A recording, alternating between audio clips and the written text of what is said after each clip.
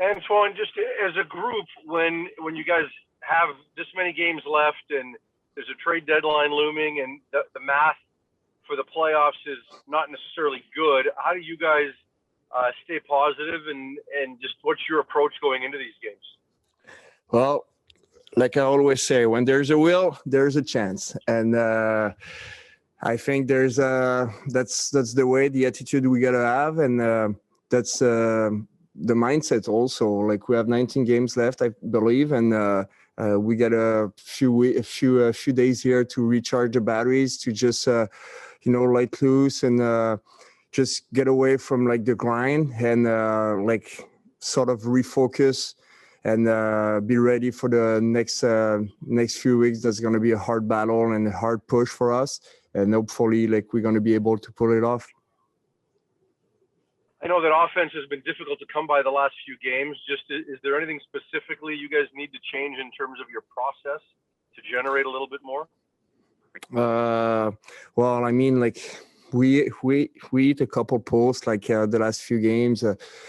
It's been like for some reason this year we haven't been like able to really produce like we've been used to, and like it's sometimes like I felt like last year we were connecting more on our power plays and we were leading games more and taking advance in games, which led to more open games and like and more high scoring games, like because teams were chasing more.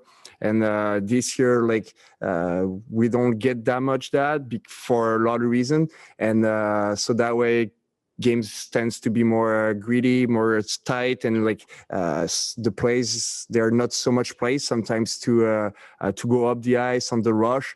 I mean, for us actually, and that generates not too much. So we got to stay in the game, and for a stretch, we won a lot of games 3-2. So it's the kind of mindset we want a low scoring game, 2-1, 3-2. It's just how it's going to be. And this break, just getting 2 days away from it, and now a couple of days to have a bit more details done in practice. So what's that done for the group? Well, it's like I said, it's good. It's works on a few things. Some guys can heal some like a little small injuries, and just about the mindset. Like some guys like Boarvat and JT Miller, they've played some really hard minutes, like overall, like, and it's been really hard on them. Like missing Pedersen and like missing a few guys, and even missing Beagle, which hit like plays like some good minutes and like important minutes sometimes too. So like it does be hard mentally for them too, I believe, and having a few days off away from the rink and just not playing every night, it's huge. Okay, we'll go to Ben Kuzma. Good afternoon, Antoine. How you doing? Good. You can't see me. I got a big beard, so it's okay. Oh, wow. No, I can't see it. It's probably a good thing. Very good thing. A couple from me. You've been around the trade deadline a lot, but you haven't been dealt at this level. But you've been in Dallas, you've been around. What's it like in a room? I mean, you do have some younger guys on your team, Antoine, who get thrown into the rumor mill right now. What can you do as a veteran guy who's been around to take these guys aside and say, listen, here's what you need to focus on. Don't be worried about April 12th. Well, but not so much. I mean, like it's like I always say, like you control what you can control. You control your play on the ice. You control your sleep, your habits, like whatever you eat. But what happens upstairs in the GM's office, you don't control. Like you only control your play.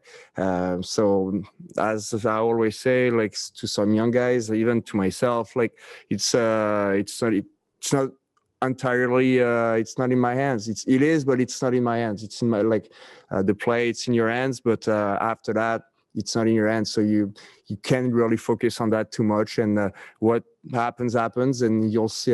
You'll have to just like don't think too much about it. Like I always say, like we hope to push for it, to have a team, and as a veteran, you always want to add pieces to be good in the playoff and play in the playoff. And for some young guys, sometimes like they gotta understand like it's not easy to play in the playoff, and it doesn't happen every year. And it's when it happens, you want to be good, and you want to make it happen every year, and that's the mentality like the Canucks are trying to build. You have another year left on your deal, Antoine, and with today's reality of the salary cap, it's money in, it's money out, so it's really hard to make moves. What have you made of your season? I mean, you're playing on the fourth line right now. I mean, you're fourth in hits, you're sixth in blocks. You've probably taken a few more penalties than you like. What have you made of your season? Is there a frustration level, Antoine? On the production level, obviously there is, but I think I've, when I look back as last year, when I look at my production, like on 41 games at 13 points, which is not bad. And I felt like I was playing way worse last year than I played this year. This year I make plays, I generate more offense. I feel like I'm way faster than I was. I'm still like, I feel like I'm still relevant in this league, and that's encouraging, and that's what keeps me positive and keeps me going every day. But obviously I like to score more, but I've never been really a shooter. I always scored like on rebounds, on tips, sometimes more early in my career on breakaways.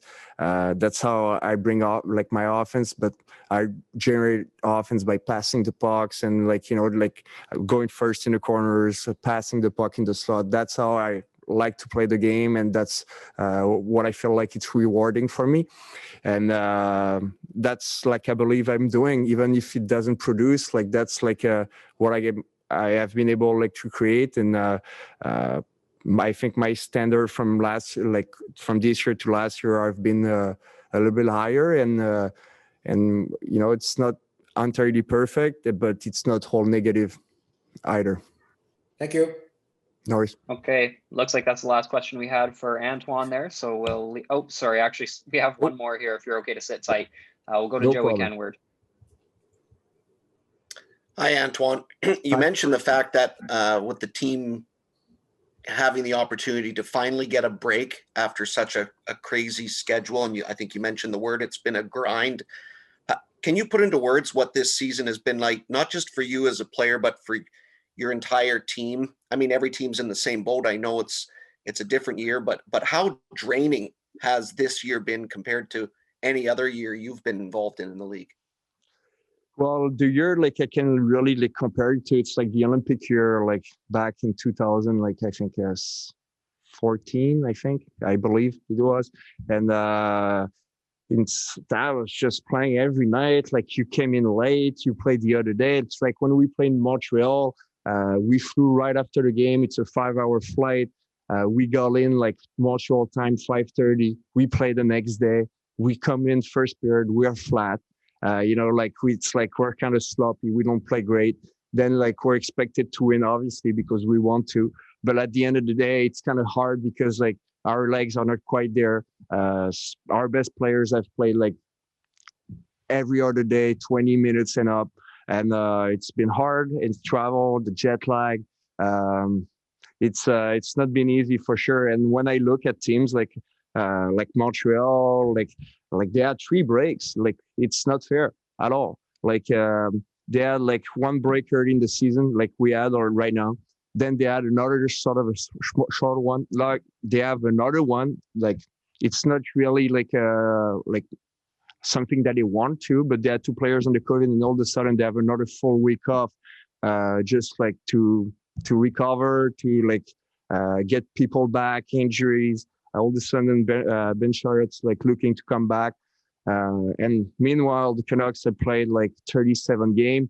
When I look at it, yeah, like it's frustrating, like because like we've been like compliant, we've been like we've been perfect almost as a team, as an organization, and we've struggled with the schedule, and other teams like kind of, because of their schedule, they kind of find a way to like feel better about it. So it's kind of like, as a player, it's kind of frustrating because you want to have that chance, like to feel good every night and don't feel tired. And I know you don't want to look for excuses, but like it's just pointing at facts. Like when you come in at 5 a.m., 5:30 in the morning, and you're coming in like the next night, well, guess what? Like, you're probably going to be tired.